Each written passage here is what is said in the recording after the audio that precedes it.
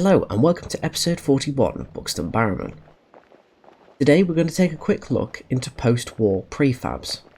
Of course, because Buxton had its very own examples.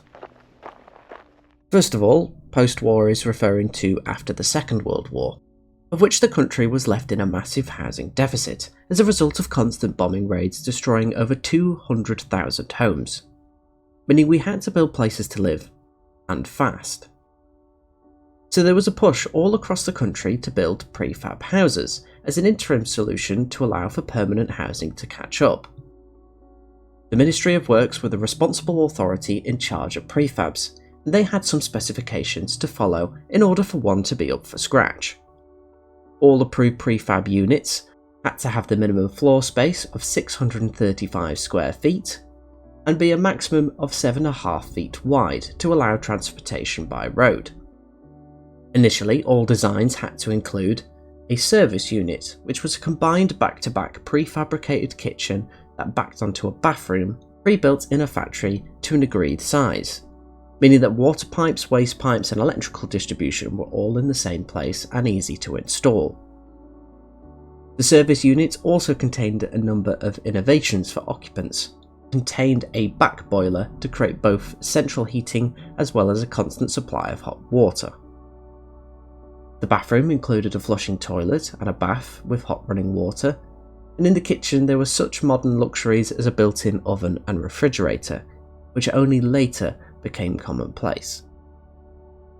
So the prefabs themselves, although standardised by the Ministry of Works, did vary quite a lot depending on who built it.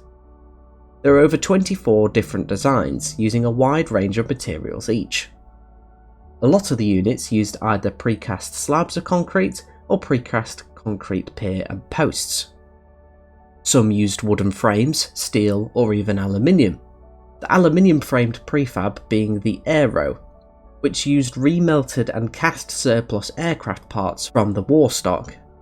The Aero also being noted with an incredibly quick build time of just 4 hours.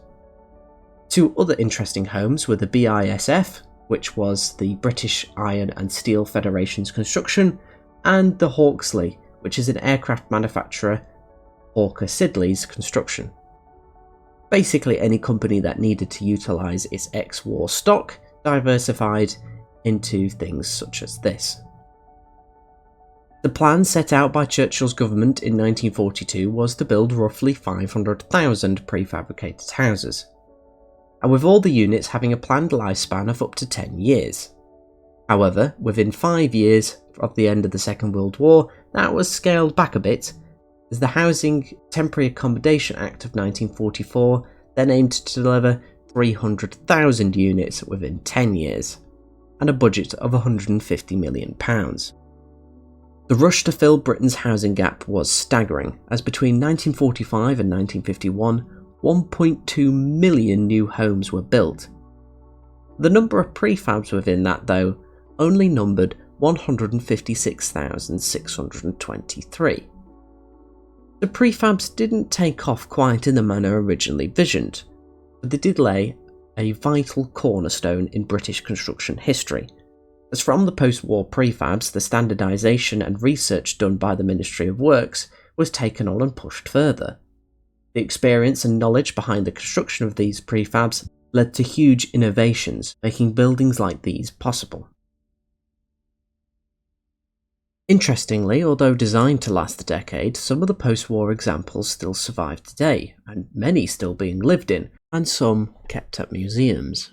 Unfortunately, Buxton's didn't last, and they were demolished.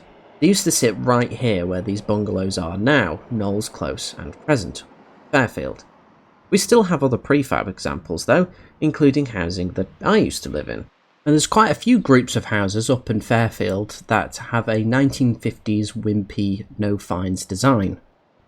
A prefab that was made from poured concrete, essentially using a huge mould on site. But that's pretty much it from this week. I have once again cleaned 1 wheelbarrow of rubbish off the streets of Buxton. Hope you enjoy your weekend, whatever you get up to, and until next time, ta-ra.